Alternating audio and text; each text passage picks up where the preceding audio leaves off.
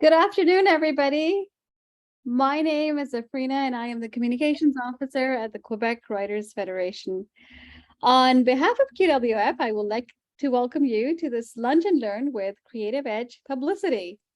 At QWF, we like to connect, inspire, and promote English writers in Quebec. We often partner with organizations throughout the province and sometimes outside of Quebec to present events and workshops such as this one. If you're interested in partnering with QWF, please contact admin@qwf.org. The Quebec Writers Federation represents diverse individuals who live and create on traditional territories of many First Peoples. The QWF office is located at Tiohtià:ke, which is what the Mohawk call Montreal. This place has been and continues to be a historical gathering place for many Indigenous peoples. We're grateful to be part of a long and proud history of creating and sharing stories on these lands. I would like to introduce you to Creative Edge Publicity, which is an independent literary publicity firm whose purpose is to support authors and get them exposure for their books by leveraging traditional publicity connections. In this session, you will have not one, not two, but three authors who are representative by Creative Edge, and they will share their experiences and what they've learned about working with a publicist. You'll gain meaningful insights into how publicity works and how independent authors can leverage it. You will have a chance to ask questions, and you'll leave with a clearer understanding of the advantages and challenges of signing up with a publicist. It is a tongue twister to me for sure. And without waiting any further, I would like to introduce Mikkelson and ask them to come and join us online, this stage, and start today's presentation. Over to you, Mickey. Thank you so much for having me, everybody. And I just really wanted, first and foremost, to thank the Quebec Writers Federation for this opportunity. And my panel of my team will be very, very willing to answer any questions as we talk about publicity and all of that. So before I get into my PowerPoint here, a little bit about me. Previous to being in publicity, I actually was a special events manager for Chapters Indigo in Edmonton for about a year and a half, setting up special events there throughout. And then in March of 2016, while working in the corporate sector, I formed Creative Edge with one author who's actually represented here today. Since that time, we went full-time with this in 2019 and have amassed a stable of over 100 authors, comprising of 3 New York Times bestsellers, 7 USA Today bestsellers, multiple indies, multiple traditional authors, and we are also the contracted publicist for approximately 6 publishers. So that's my background in total. I hope you get value from today's presentation. And again, please, any questions, any feedback, any discussions, it's an open forum at the end of the presentation. And I just hope everyone gets value from this. So we'll start. So agenda for today, we're gonna have some introductions. We're going to talk about what publicity is, and then I'm going to leverage off to the panel and we'll talk about some things. If there's still time, we'll talk about interviews and how to interchange them and how to get them and how to properly leverage those. And we'll move forward through that. So, introductions. Nicole Fanning, who I don't believe is quite here yet. She had some technical difficulties, but she will be here, I'm hoping and promise.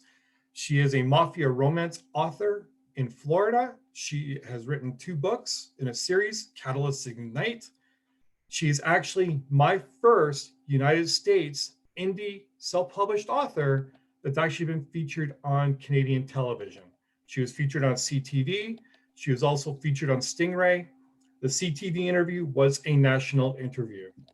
And She's Mickey, also... I am here. I just wanted to say say you are. hi. Perfect. Hi, Nicole. Yep. Can you put your video up so people can see you? Absolutely. Excellent. Hi, guys. Awesome. Thanks, Nicole. We'll change your name later. You're not Mickey today. That's okay. Oh, not Mickey. So this is Nicole. As I said, she's been featured on 2 Canadian stations as a US indie. She's also been featured in Crime Reads Literary Hub, which is one of the biggest thriller crime sites in the United States. And a little bit of congratulations for her. She was actually the cover story for Books and Pieces magazine this month. So that's Nicole in a heartbeat, and we'll get to her later. Thanks, Nicole. You can No turn problem. yeah. You got it. Mark Leslie. I don't know. Thanks, Mark. Mark Leslie has been a staple in Canada with a number of different things. He is the owner of Stark Publishing, a huge advocate for the indie traditionally published author site. He's a critically acclaimed horror, thriller, and nonfiction author. Titles include his critically acclaimed Canadian Werewolf series, his paranormal nonfiction series. He's written a multiple of nonfiction books on writing, including The Relaxed Author, which he co-wrote with Joanna Penn of The Creative Pen. He's a former director of self-publishing author relations for Rakuten Kobo. Hope I pronounced that right, Mark. You can correct me if you want. And just this last year, he was also instrumental in creating and launching the Kobo Writing Life with Kobo's direct publishing platform. So that's Mark. Third, and I'll see if Miranda, perfect, Miranda O. Everybody, she is the reason I even have a company. She was my first ever author signed in March of 2016. She is the author of the Chin Up, Tits Out series. She has been featured as the cover story for Top Shelf magazine, along with other multiple interviews. She is one of the co-hosts of the Jot Notes podcast on the Writers Corner Network. And she is, as an indie, an Amazon bestseller in chick lit, romantic comedies, and other areas. So that's my 3 panels that you'll get to talk to in a little bit today. So, the age-old question, what is publicity? This is something that both traditional author sites, indie author sites have asked the day-old question, what is it really? Well, textbook, it's the giving out of information about advertising, product, person, or company for advertising or promotional purposes. That's the dictionary aspect of it. I personally have a different take on what publicity actually is. It is a tool used to build author branding and their product. Now, historically, and this is where a lot of indie authors and actually some traditional published authors make a mistake.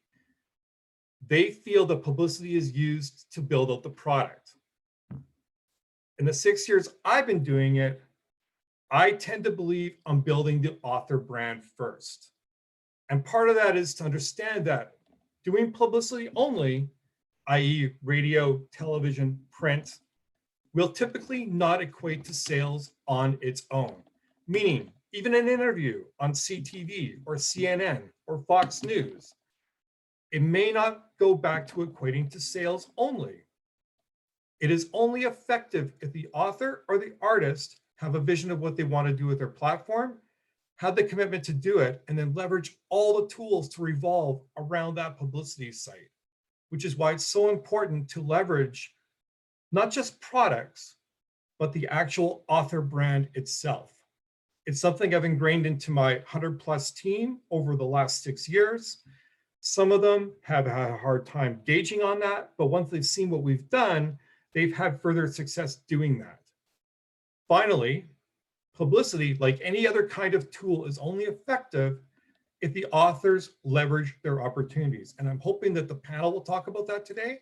And I'm hoping we have questions and discussion around that today.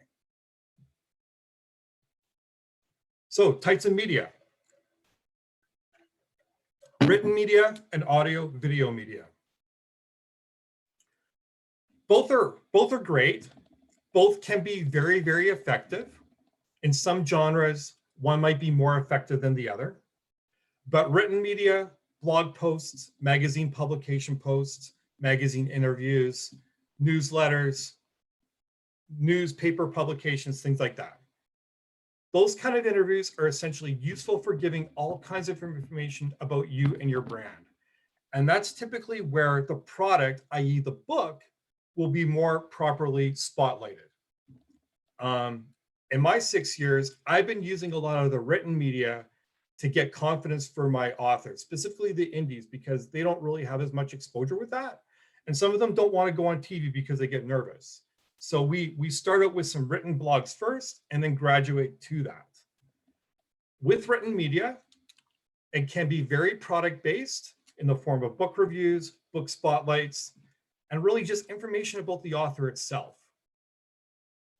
Then you look at audio and video, which is obviously podcasts, radio, TV, YouTube shows, things like that. That is designed to really emphasize you as a person. And that's something that authors, artists have a hard time expressing. They always feel that the audio video interviews are deemed more about the product than getting to know the person. And really, it's really about that. You're really trying to build your author branding. So it's a media vehicle used to get the general public known about you as a writer. It's something that Stephen King, when he first started out, was very effective at doing. He went on a lot of TV interviews and he didn't talk about Salem's Lot, or he didn't talk about The Stand, or he didn't talk about Cujo. He talked about Stephen King and what drives Stephen King. And that was really effective for him. With audio and video, it's vital to emphasizing you as your brand. TV and radio are typically not product placed publicity. Now, you are going to talk about your book, you are going to show your book, but it's a way to get readers and other media people to know you. And so that's where the effectiveness lies in. And again, that's something that I truly believe in. Other publicity veins may disagree with that, but I've seen multiple successes doing that. So going to that, here's an example of what I'm talking about. The comic book world, and I'm a huge comic book fan, as Mark is as well. He might talk about that later. The comic book world has been very predominant in the movie scene, in the collectability scene, all of that. And the two biggest companies are, well, Marvel and DC. But both have different processes and different mindsets when it comes to building out what they see as their platforms. Marvel has been extremely successful building the MCU universe in their films. So they've got their main characters like Spider-Man, the Hulk, Thor, and Iron Man, where their movies and their comic books have sold immense success levels. But what Marvel has done is, and that's why the circle is here, they have leveraged their branding around what Marvel is. They're not focusing just on Spider-Man or the Hulk. They're focusing on their entire Marvel universe, which is why when you have a lesser known character such as Shang-Chi or Daredevil or Ant-Man, they're still seeing the same kind of dollar values in the movie basis than what you would see with Spider-Man or Hulk, which are basically their two most iconic characters. DC, on the other hand, is their platform is very product-based. So they will have success from, whoop, I hit Beba with my photo. So there you go. So they've had success with Batman films. They've had success with Wonder Woman and Superman films, but not as much success with their other characters, like The Flash, like Green Arrow, like Justice League, like Green Lantern, any of those. And it's really evident where the success level is. Marvel has exploded on the comic book scene overall. Anytime a movie, whether it be a multiple big name character or a tiny character, the sales come regardless, and in fact, excel to that. Whereas DC has really struggled to get beyond these three characters in terms of exposure. It's starting to with their TV series because they're finally starting to figure out that product-based is not always effective. So next slide will depict that. These are the last two movies that came out from both companies. Doctor Strange 2, which is a sequel, and again, another reboot of Batman for DC. Doctor Strange if anyone knows in the comic world, Doctor Strange is a very minor character. He's had multiple series. Most of the series will only hit 81 issues. And to compare to that, Spider-Man's had over 769 issues on one title. So Doctor Strange is a minor character. Batman is probably the biggest character that DC has.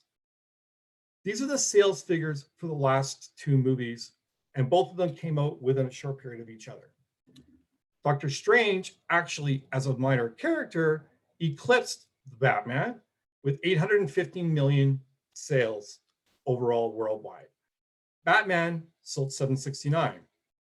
Very, very nice. I'd take $769 million. I'd love that. But it's still not as good as what a minor, lesser character with Marvel did. And the reason I believe that is because Marvel, again, is focusing on branding. They're not focusing on product base. So what Creative Edge has done, and I hope my panel will talk about this today, is we've used that same kind of mindset and format. It's a big reason why we are able to get indies on national TV shows. We are able to get indies with reviews in Publishers Weekly and major sites like the Nerd Daily, File 770, Crime Reads, things like that, because we are focusing our energies on overall branding and not product. And the way we do that is we have New York Times bestsellers on our roster. We have USA Today bestsellers on our roster. So when we get a big name media opportunity, I'm leading with those people first, and I'm bringing them on first. And then once the media have been impressed with the credentials of those award winners and those accolades and those interviews, I can then leverage those type of interviews to some of my lesser known indie authors. And we've generated success overall because the messaging is always the same. It is always about the author branding and less on the product. I'm going to stop sharing there. There are some other slides. We'll talk about interviews if there's time. But I want to bring, can everybody turn their videos on? Mark, Nicole, and Miranda.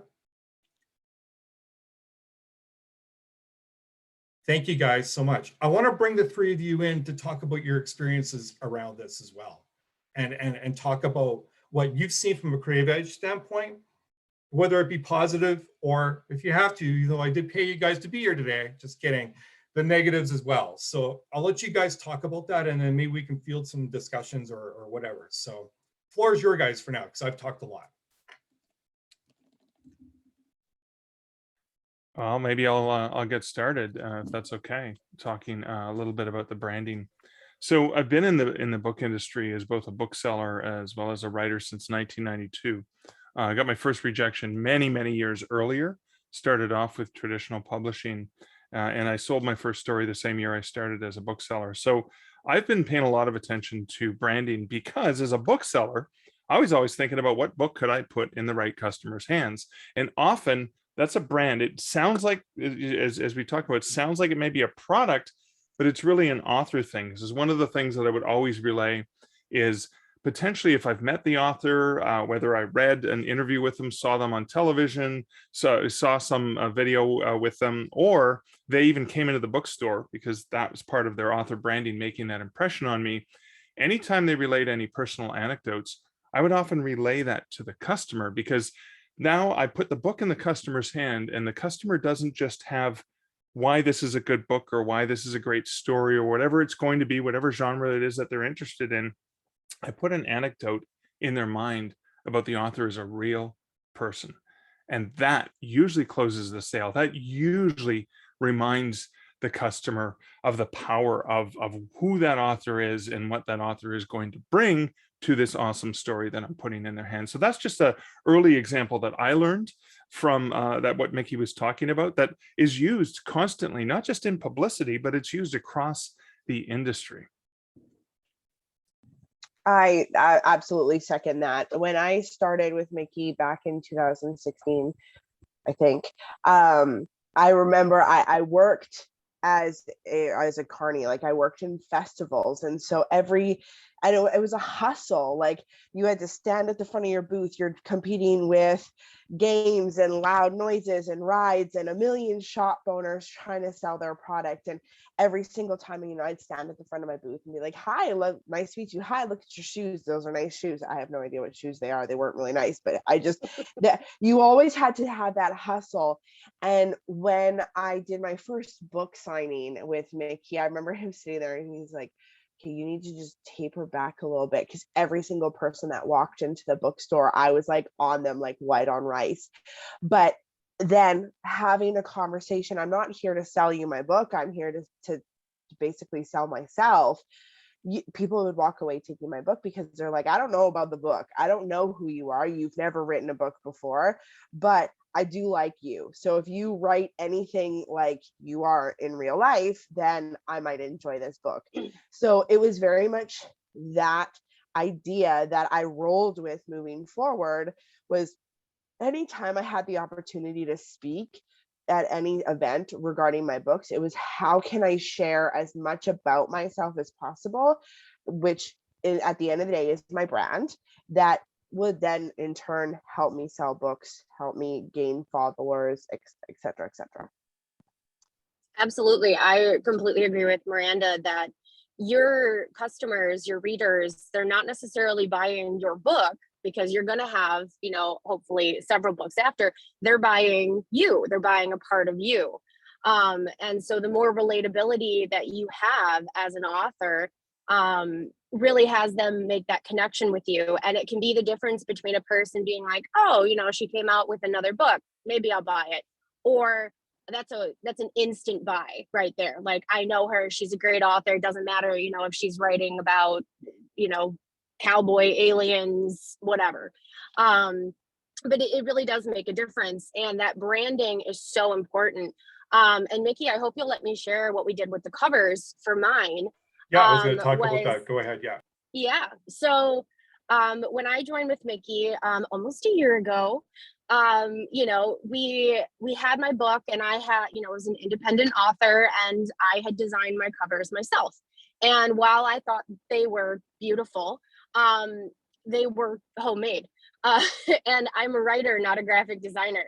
So there was a difference there. And I remember, we had a conversation about, where do we really want to take this? And he really put it in my hands, where it was like, I understood that there was a difference between being seen and being heard as an author.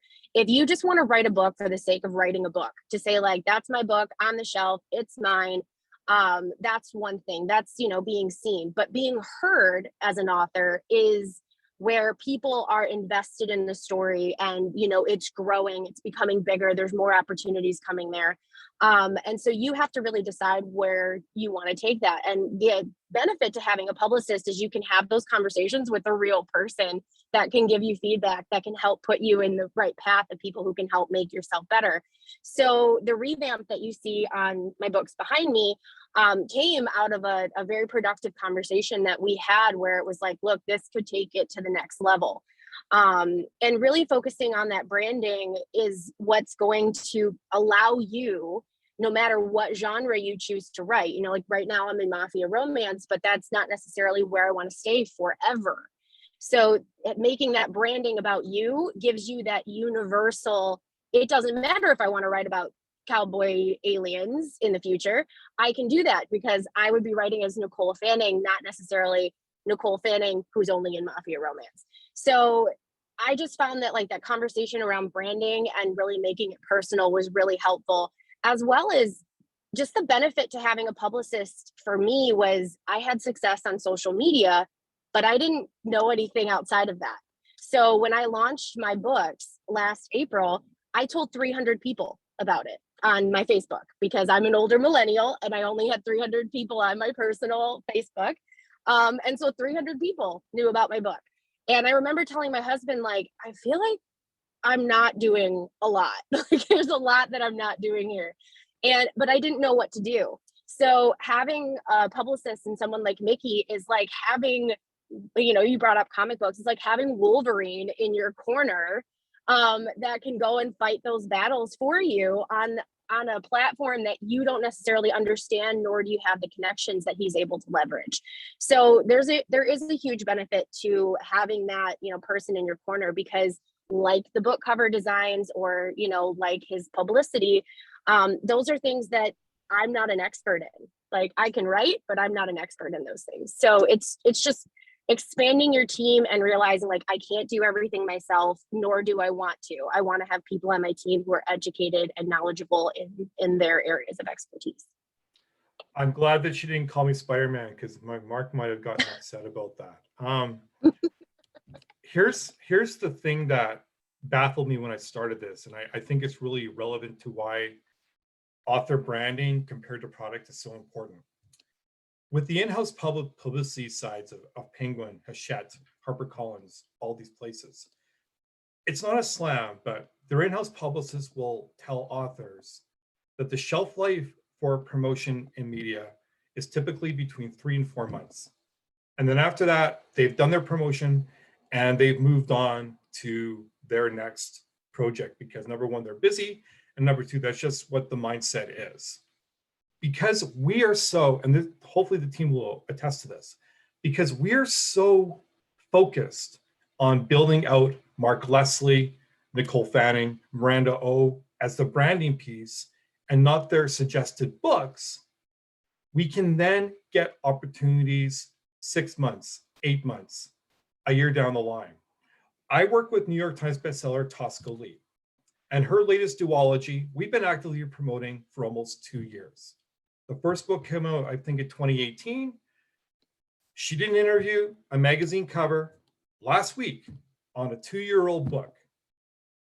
I have launched books that have become international bestsellers that were released 4 years ago when I didn't have an author to work with. Author signs me. I say, we relaunched this book. Let's see what happens. Ta-da! 6 months later, they're an international bestseller across all forums. So, and the reason that's happening is I'm not a miracle worker. I don't have magic that I can make media talk to, but it's because we're focusing more on the branding piece. And the product piece is just part of that, but it's the really brand.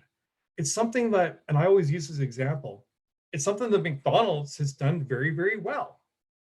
They're known for the Big Mac. They're known for the Quarter Pounder, but they're really known for the Golden Arches. So when you're driving around, you see those Golden Arches, that's the brand you're looking at. It's not the Big Mac, it's the Golden Arches. And that's where we've done some things around this, if that makes any sense. So I just wanted to put that out there. I Absolutely. will. Sorry, Nicole. No, you go. I will. I have something to add to that. And Mickey, like I've written 3 books in a series. I'm working on another series of 3, but at the same time, I'm choosing to expand my family. And if anybody is choosing to do that, they know the brain capacity of writing and infants is just, there's no room for creative juices, or very little room for creative juices. So Mickey and I have had numerous conversations throughout the years of me expanding my family, going, okay, like, let's focus on what we can focus on and continue to build that brand. We're not focused on book 1, book 2, book 3. We're focused on Miranda O as a whole, and what you want to come out with in the future and what you have come out with already. Again, like that ability, that support allows me to stay in the industry when I'm choosing to do other things in my life as well. I don't have the opportunity at this point in my life to be a full-time author. One day maybe, but hey, that's okay. But this still enables me to have a lot of fun, to get my word out there, to allow people to get to know me. And every single time I go on camera, or I do a blog, or I do some sort of media through Creative Edge, I'm in turn selling a brand and getting more and more people intrigued and interested. So I may not be able to produce a book for them right away, but they're there and they're hooked until the next time I am able to produce a book. So it is not traditional from a publisher's point of view, but it works for me. I really like it, and I've seen the success of not only me, but fellow authors. Like, we're all kind of this one big family.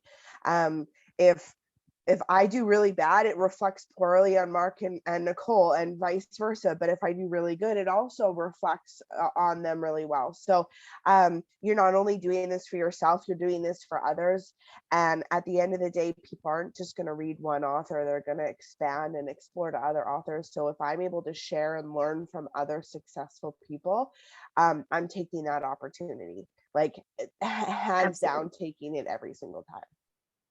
Absolutely. And I know Mickey and I've had multiple conversations when we first started, because it's not an overnight process. And we talked about how it's a snowball. And so as a new author and, you know, as an independent author, either way, you have to be committed to the process. You have to be committed to, this is a marathon, not a sprint. It isn't how fast can I be an overnight success, because you can be an overnight success and then never sell another book because everything else, it wasn't as good. So it is about like building that, and just the opportunities we've had in even less than a year. It started off, you know, as that smaller snowball, but the bigger the snowball gets, the bigger the family gets, you know, the success of our other members in that family, like Miranda said, it all compounds and it all just gets bigger, and it's exciting, and it allows you to leverage those other opportunities. But you have to have the right mindset where it's like, I'm here to be heard. I'm here for my books to be a long time success, not just like a moment success. And to really like trust the advice again of like the people who have been doing this for a long time. So if I can also add, sorry, go ahead, Mark. So just want to add, because it kind of reiterates a point that you made earlier, Mickey, is I'm indie published and traditionally published. I'm with Canada's largest independent publisher, Dundurn, and I hired Mickey as a publicist, even though I have publicists assigned to me with Dundurn. Dundurn's a great publisher. I love working with them. They're great people. The publicists are amazing. But here's the challenge, is those publicists, even though it's a smaller publisher compared to one of the international, like Random Houses of the world, they do work with you, but they have so many different clients, and they're married to the schedule of when the books are coming out. And they're focusing on your book, maybe if you're lucky, for the 30 days before and after the book is released. And then they move on to the other authors. It's not that they're not good at what they do. It's helpful, and they are active and they're engaged. But Mickey is not engaged. Yes, he's engaged in the new books. I have a new book just out. We're working on press releases and sending things out and getting interviews for myself and my co-author, which he has already done, which is amazing. But just recently, within the last couple of weeks, the last book I released with Dundurn was, I think, 3.5, 4 years ago. Nobody at Dundurn, God bless them, they're wonderful people, but nobody at Dundurn's doing any publicity for me. I'm doing all the publicity myself. And more importantly, my publicist is getting me interviews. Mickey just booked me on an interview for my traditionally published books for a podcast. He's got me on radio programs talking about books that came out 5 and 6 years ago. Because here's the thing, and it comes back to brand, is a new book is a book you've never read before, not necessarily a book that's just come out. And that's what I love about working with Creative Edge, is Mickey's constantly thinking about that, again, that classic bookseller thing. How can I get the right author in front of the right audiences so they can resonate with the person who they are and think, wow, that person is interesting, entertaining, informative, enlightening, whatever it is. Their books are probably entertaining, enlightening, and the same sort of thing. And that's what I love about it. It's that long-term commitment to author brand that Creative Edge is why I'm a very proud and happy client. Oh, thanks, Mark. That's so sweet of you. I just wanted, and I appreciate that. I just wanted to segue back to what Nicole was talking about, because when I first met Nicole, well, I saw her on TikTok, and she had a lot of views on TikTok, and that's what impressed me about her. So I reached out. I reached out to her and 2 other indie authors who are prevalent on TikTok. I had 3 interviews. 2 of the 3 didn't really see the value in what I was doing. They felt that they had the world on TikTok and that they were going to get their Amazon bestseller numbers up, and they were going to just continue on doing TikTok stuff. Nicole, on the other hand, decided, well, I'm on TikTok. I'm a big deal on TikTok. But is TikTok going to get me into the newspapers? Is TikTok going to get me into radio? Is TikTok going to get me onto TV? And I said, well, how? how is TikTok going to get you on NBC radio? And so she signed with me. And I mean, I'm going to embarrass you a little bit here, Nicole, because I'm going to strategize. But Nicole had a hard time initially actually working within this ideal and working within the process. Because, and maybe Nicole, hopefully you'll attest to this, but Nicole was thinking book when she first started, because that's what TikTok authors do. They think product. The problem with that is every social media vein has a shelf life. For a while it was Facebook, then it was Instagram, now it's TikTok. At some point, all you're going to be doing with TikTok is hitting the same people over and over and over again. And that's effective to a point, but what's more effective is leveraging both TikTok and the traditional video vein that's going to hit a wide variety of the general public. And so once I explained that to Nicole, she's like, the light bulb came off. Oh, must stop thinking product, start thinking Nicole Fanning branding. I just want to use that as an example because that's how authors think. And it's a mindset that you have to contribute to. So it is. And, you know, I was a brand new author and TikTok was the only outlet I had besides Facebook at the time, with my 300 people. And, you know, I just remember feeling like I was in a corner. There was nowhere else that was going to go. And he's right. Authors on TikTok that are successful, they crank out, you know, 5 to 10 books a year. And for me, I was like, you know, I have this 4-book series. I want to get the whole thing out in a year. And I remember saying that to Mickey and he was just like, oh, no. No, we need to focus on quality versus quantity. And we really need to focus on like making each book a big deal. And that's, you know, why we relaunched it. But again, like as a new author, that's not something that I knew. You know, I'm watching YouTube videos or reading articles, trying to educate myself on the process. And that's why I learned very quickly that you can't do everything yourself. Or you will burn yourself into the ground. And if you're juggling 10 different plates, 9 of which, you know, you're not very good at, one of those things is going to get dropped. And, you know, God forbid, it's the thing that you care about the most. So building your team and building your brand are vital to the process, and trusting the process and trusting people who have been there, done that. So that was one of the things that really impressed me about Mickey was, one, he was very approachable. I could reach him anytime if I had any questions, and he will attest I had 1 million questions, probably 2 million at this point. But it was just very informative and I didn't feel alone. And I think as a new author, that was really important for me, was that I wasn't alone anymore. I didn't have any author friends when I first started. I had friends that were readers. And through the process and through our team that's come together, I've made author friends. I can share, I can commiserate, but having him in my corner, I felt like, okay, it's not just me against the world now. It's me, like, you know, and Wolverine. So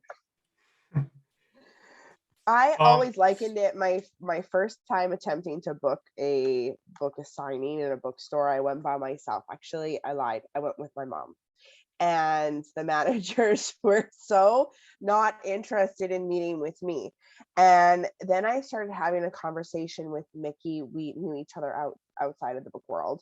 And he didn't exactly give me this example, but this was how the light bulb was set off. It was like, well, do you think Beyonce books her own shows? And I was like, well, I'm not Beyonce, preface yet, asterisk yet. But I was like, that makes sense. You know, like artists aren't booking their own media. It's a person who works with them, who works for them in that sense.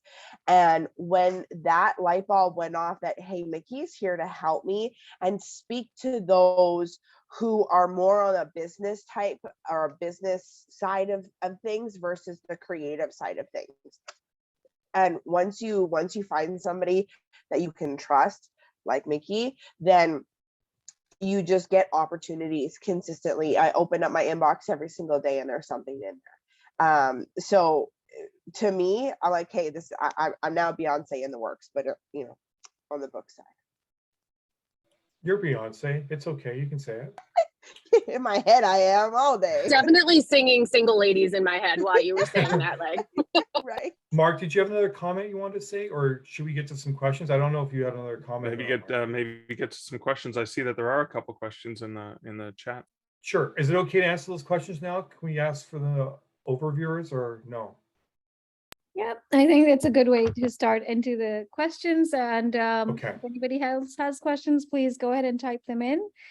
So the first question is, how do you differentiate what you do from the work of a literary agent?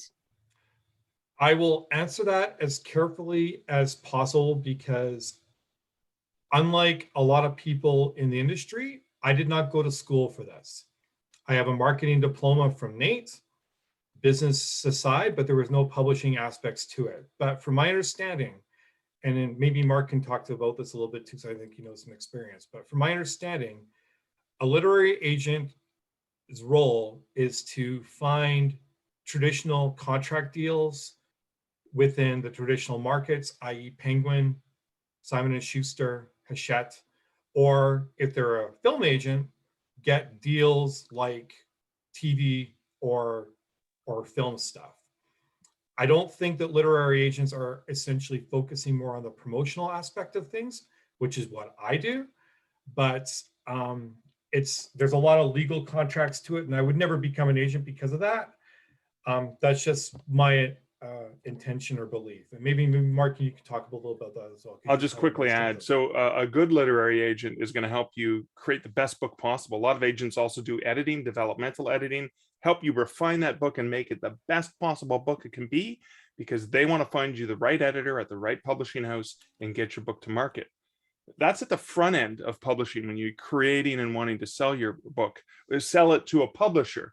Mickey is all about selling the author and maybe the books of the authors to the right media, to the right platforms, to the right written and audio and video media, in order to help all of those people in the process, whether they're traditionally published, they have a literary agent or an editor or a publisher or whatever, or if they're independently published, help those books sell, help that author brand continue to grow. So they kind of work complementary to one another. You know, a literary agent is really useful at the front end, and then Mickey is helpful on an ongoing basis for that long-term author brand.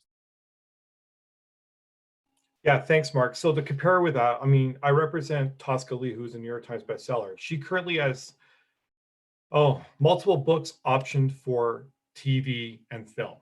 And so as her publicist, I'm basically in charge of getting her all kinds of exposure opportunities to make her and her books look good when Radar Pictures goes to pitch HBO, Netflix, CBS, Fox, all these mainstream TV stations type of stuff. So that's where the compliment goes from.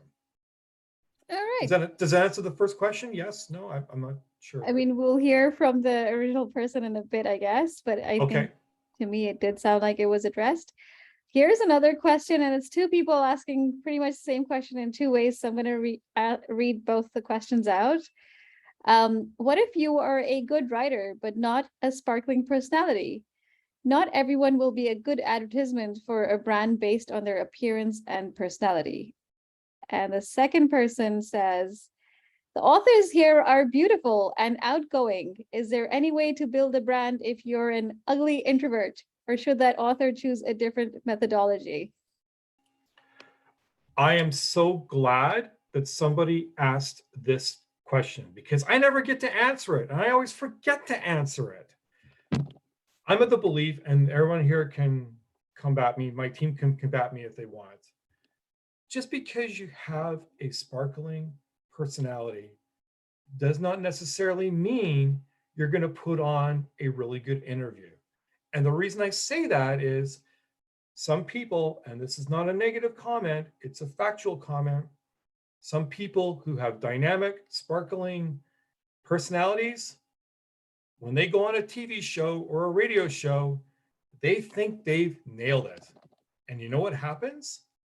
Their ego comes out, and it's very predominant on those radio and TV shows. I've represented many authors who've had dynamic personalities who have multiple times on a national TV show interrupted the host midstream. And you never, ever, ever want to do that. I have multiple authors asking me, so what are the questions for this interview? And I said, I don't know. They're not going to give me the questions. Most mainstream TV, radio, they will not give you the questions beforehand because they want spontaneity. And if you're in your shell, they're going to ask you questions to get you out of your shell. Now, having said that, the way I work it is someone is extremely introverted, and 90% of the author population, they may deflect this, but it's true. They're all introverts until they go on stage for a TV interview. The way I get around that is I will start them off with blog posts. I will start them off with written interviews for the first couple of months until they are comfortable getting on screen or getting on air. I've probably done that about 25 times in the last 6 years. And every time it has worked out wonderfully. I have authors who weren't ready to do TV for 9 months. Well, you know what? One author was like that. She did a national show 2 months ago on TV and she slammed it. They asked her back and she's highly introverted. So that's what I believe around that. So in all honesty, when I'm having my author interviews, and I'm not talking a lot, I just want to reemphasize this point. When I have my initial author interviews, when I'm looking to sign clients, I'm not looking for that spark and personality. I'm looking for what they want to do with their book. And if it makes sense and we click as a personality, yeah, I'm going to sign that client. Anyone else want to talk about this? Because I know I talked a lot, but it's true. I do. Nicole, go you ahead. go You first first. this time. No, I went Okay. first last time, girl. You do it this time. Nicole, go. Nicole, go. Okay. So I was just going to talk about how you had touched on, we start off small. You start off with the smaller interviews first, and you kind of build up from there. And again, I think Miranda touched on this too. Your readers aren't necessarily looking for that beautiful person who is writing that book. Your readers are looking for relatability. So a lot of readers are introverted too. So if you can just be genuine and you can think through your answers and not use a lot of ums or likes, like, you will have more success because your readers are just looking for, oh, she seems like a nice person.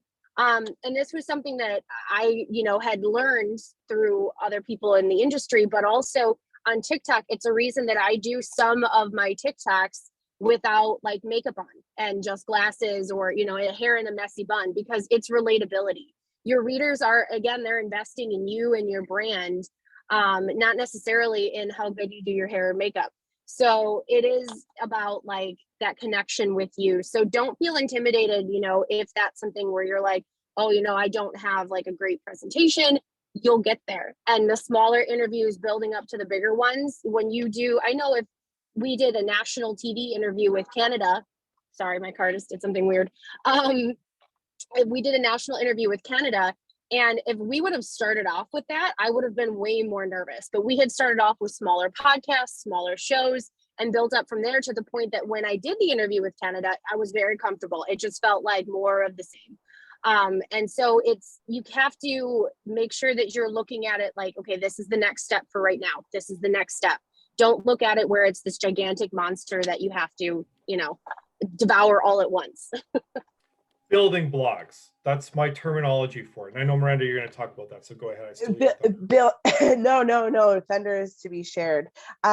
Building blocks is totally Mickey's verbiage. And I have no problem being in front of camera. I have no problem being in front of thousands of people, but that does not mean that I didn't need practice. I could be an introvert or I could be an extrovert. I still needed practice. And building blocks, that fundamental idea is, no matter where you are in the introvert extrovert spectrum, or where you are as an author or a creator, the moment you start to do media, you are going to learn what works and what doesn't work. You're going to watch other people in the Creative Edge family, see what they do, what works for them, what doesn't work for them. I also host a podcast. being a host and interviewing people versus just being the interviewee, oh, hot diggity dang, I learned a lot of lessons. I was like, man, I ramble, and I thought it was a cool thing to like express myself fully, but then there's a time where you have to just get your point across and then stop talking. And so again, practice makes perfect. And that building block foundation with Mickey is he starts you off slow and small and gets you up to being prepared for national television where you're able to rock it versus here's your first event, don't fall on your face. But we all learn from each other. Mickey has done this with hundreds of creators hundreds of times, and he'll provide you feedback. He will provide you with connections. I've had numerous conversations offline with Mark over the last couple of years on how to be better. So having that family and having that ability to practice allows you, no matter what you look like, no matter where you are on the spectrum of introvert or extrovert, you're gonna get there. It's just put one foot in front of the other. I know, Nicole, you have to take off, so I just wanted to say thank you for joining today, and I really appreciate this. And Thank you so much for having me, guys. Thanks for being here, Nicole. For everybody else who's attending here, I just want to let you know that we might go even a bit over time. Everybody else you see on the screen is available to stay on, and we do want to answer all of your questions. Now, what I'm going to do, Mickey, is I'm just going to club a bit of the same kinds of questions because we get some repeat questions, and these are really good. So it's, what is the process by which people work with you? Do you represent any poets? Hang on a second. What is the cost of hiring a publicist? And does Creative Edge represent mainly genre writers? The authors here seem to be very productive, but I am a literary writer and may only put out a book every 5 or 6 years. Which Canadian literary writers do you currently represent? So and one more, yes, which is a repeat. How much do you charge for your services? All together. Okay, so I think I didn't write these down. I should have, but I think the first question was about process, right? Correct? Okay. And I want the team to talk about this as well. I'm a big believer in, and I know Miranda talked about it, I'm a big believer in building blocks. No matter whether they're a New York Times bestseller or an indie releasing their first book, my process is pretty much the same from that up front. I'm going to start with small reader-focused opportunities, ultimately graduate to medium, and then large-scale opportunities. And what we're doing with that is we're building the author brand, not the product. And within that brand, we're building out the media resume. I've had multiple authors who thought they were big deals say, why did you book me on this podcast? It's only getting 10 views.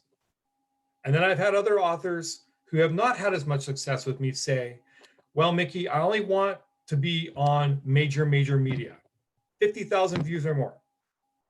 Ultimately, those clients do not have success working with me. The ones that do are the ones that are willing to do virtually everything. And the reason we do that is twofold.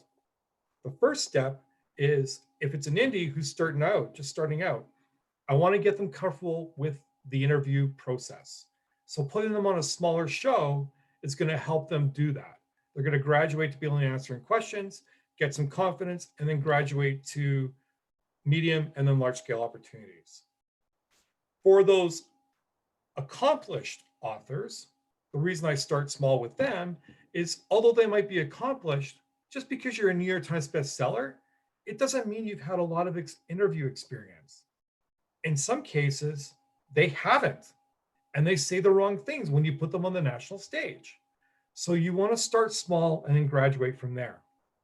I'll use Tosca again as an example because I put Tosca Lee on a small little YouTube show that got 35 views. And at the end of it, she was like, it's okay, but not many views. Well, I got an email 3 days later from a major media person who is a New York Times bestseller, who has a national podcast, and they wanted to book Tosca for their show because they saw her interview. Next thing you know, her interview was done there, and it was put on every American airline flight pre-COVID so that everybody flying could see her interview. She was co-billed with Tom Hanks and Lee Child. So, and that wouldn't have happened if I wouldn't have booked her for that tiny little show with 35 views. So my reasoning, and the reason I'm saying this is never prejudge an opportunity. Always say yes if you can, because what you're doing is you're building your reader focus. Now, having said that, do I fail sometimes? Do sometimes the podcasts don't appear as professional as they should be? Yeah, sometimes it happens. But then my clients tell me this and we don't rebook them for those opportunities. Make sense? Do you guys want to talk about that process as well, or no? I just want to quickly add, this is something that works really, really well, is defining yourself as a big fish in a small pool. So if you are on something that has what you conceive of as a lesser audience or a smaller audience, that doesn't necessarily mean, like happened in this example, that someone else who is part of the right audience sees it and gets you onto something else. That's worked for me numerous times over the years. So I often look at it every single opportunity, and I do this when I'm doing in-person events too, whether there's 500 people in the audience or 2 people in the audience, I treat them with absolute respect. I treat the hosts with absolute respect, and I give them my full 100% undivided attention and grace and respect, and act as if it's a giant full room, because this is long-term media, especially in the internet. Somebody could be watching that years later. I was on a podcast in 2006 that helped me sell a book to somebody in 2018. How many, I can't even do the math in my head, how many years later? So that author brand stuff is going to potentially be out there for you for the long haul.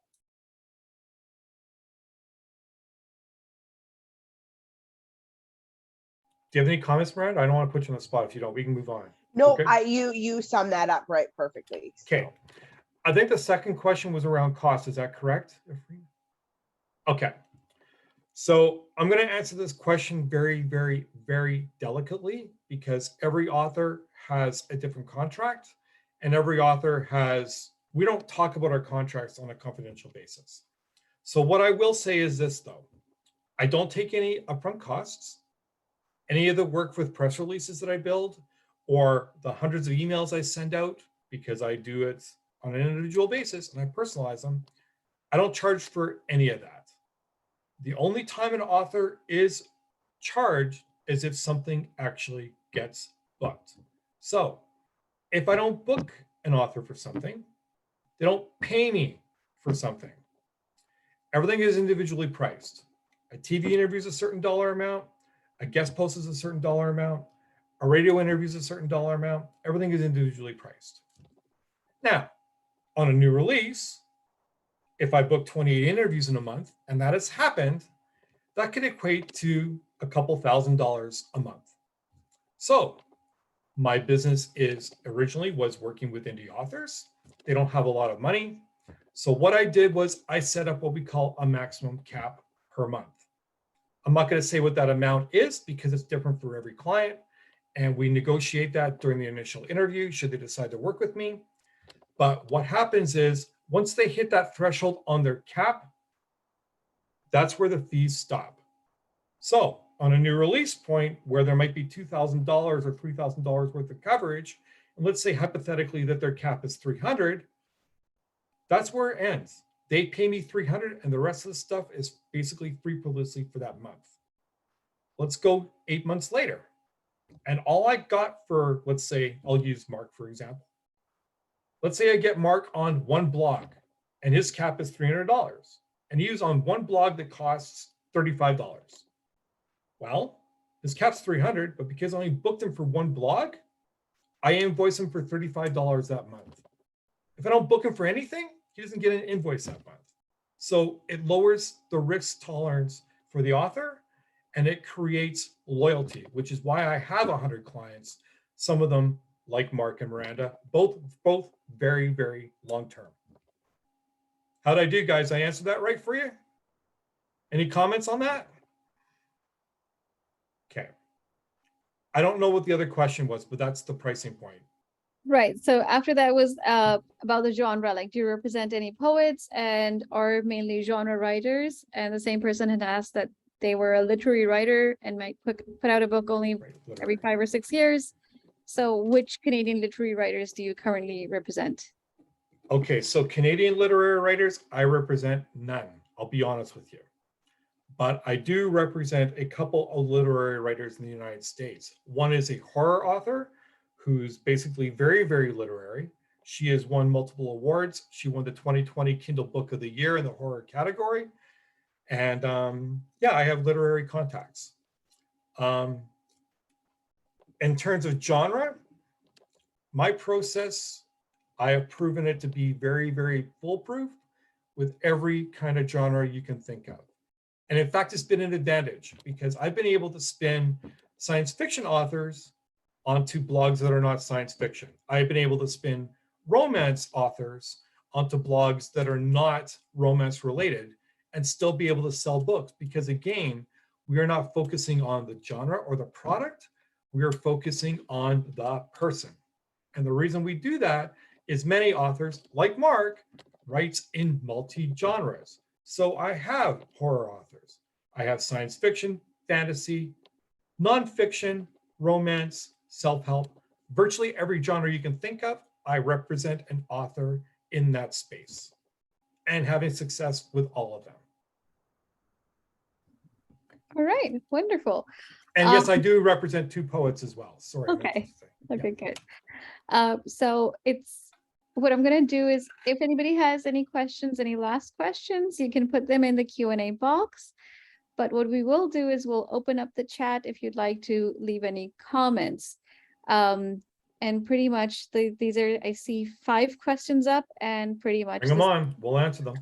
I'm here to answer anything. I'm here for as long as you guys need. Perfect. So this is where I will be drawing the line at these 5 questions, but comments, please Okay. go ahead. The chat box is going to be open as our thank you to everybody who stayed over time, I guess. All right. Here's a question, and I'm sorry I didn't see this earlier when Nicole was here, but this is more for Miranda and Mark.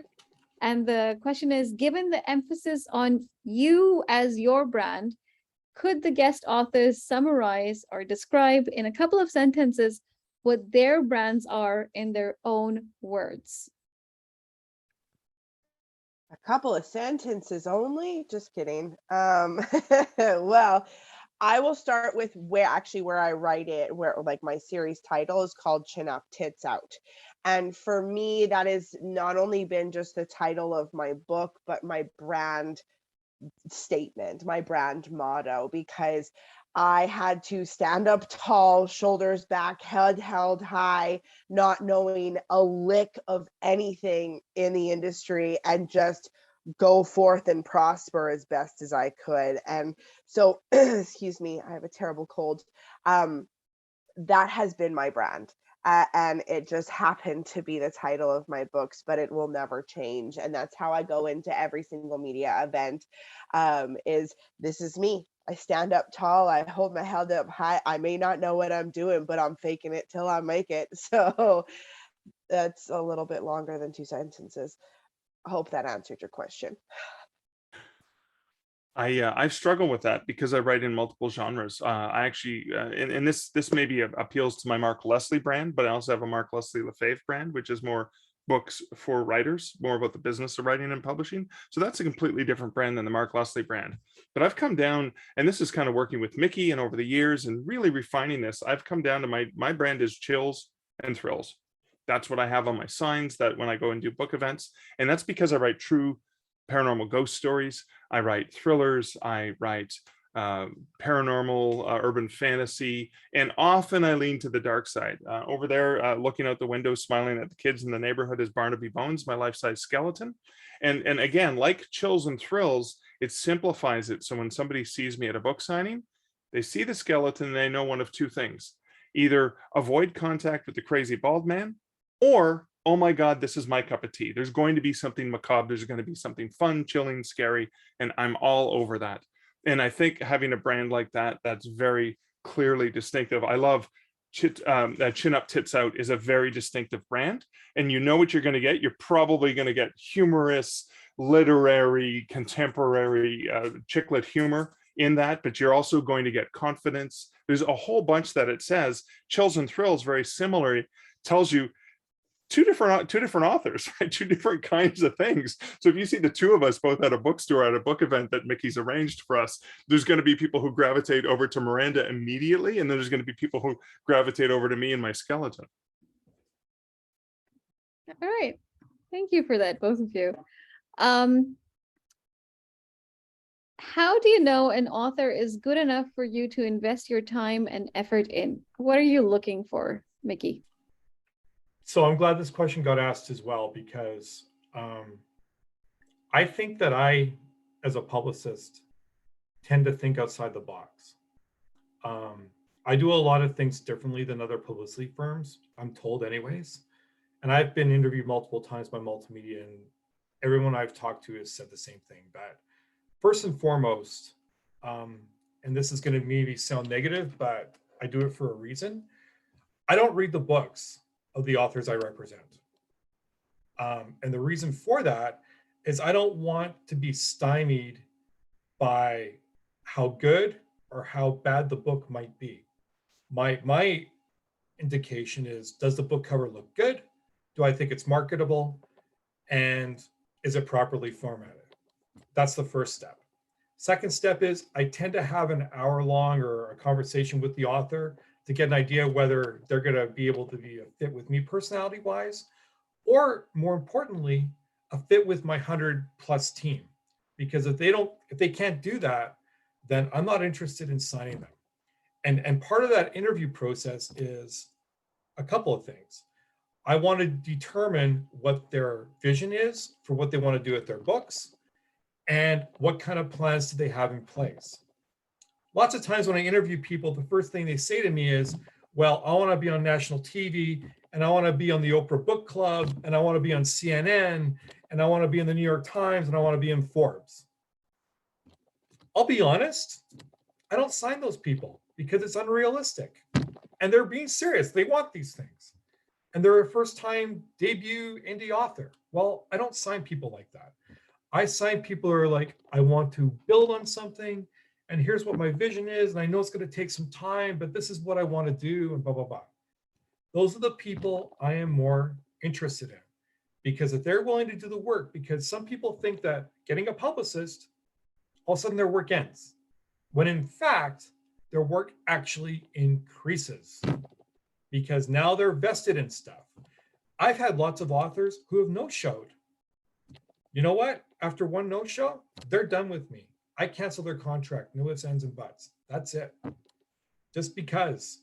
If there's not a reason for it, or I had a migraine, I couldn't get there today, sorry, that doesn't work for me.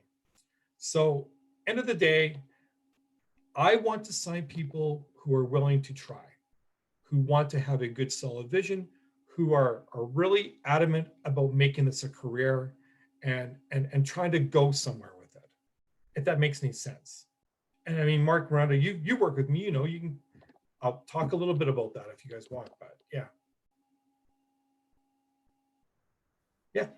I have to drop off, so I Okay. will say my goodbyes, but Thanks, I Miranda. hope you all enjoyed today. Bye, everybody. Thank you. Your check's in the mail. I'll talk about that briefly, Mickey, if that's okay. Yeah, please. I think one of the things that I really, that works for me really, really well, I've been in the industry, I've been published since 1992. I've got more than 30 books out. But one of the things that I really, truly value is I may have ideas, and I think Nicole mentioned this earlier. I may have ideas of what I want to do, but I have a sounding board. I have somebody who knows marketing and publicity really well, and I can reach out to Mickey and we can have a conversation about where I'm going. For example, the most recent release I have, there's sort of 3 different angles for how to pitch this, and I can reach out to Mickey and say, well, here are the things I'm thinking of doing, and he may know certain different audiences that may want the different pitches. So it's really a partnership. It's really something, we work at this together. I'm successful when Mickey's successful and Creative Edge is successful, and my colleagues on the Creative Edge family team are successful. Mickey's successful, obviously, when we're successful, and that works hand in hand. And so I really think what Mickey's probably looking for is someone who's willing to work at this as a partnership, not to say, hey, I signed Mickey, I signed Creative Edge, okay, you go do all the work and I'm just going to sit back and do nothing and just take in money and all the publicity and stuff. That's not what it's about. And I believe that what he's looking for is honest, authentic authors, even if they have never done anything before, if this is their first book, or maybe they're building their author brand and they don't have a book yet, but they want to use that to build their author brand. This is something that if you're willing to do the work, Mickey's willing to do the work with you. Okay, sounds good. Do you coach clients before they give interviews? I can if they're not comfortable doing that, for sure. And the way I would coach them is show them some really not great interviews that, yes, my clients have done, and we've coached on that. And also share some mainstream interviewers who have got a lot of experience. So for example, and Mark would be okay with this, I might show that individual one of Mark's interviews because he does put on a very good interview. So we coach around that.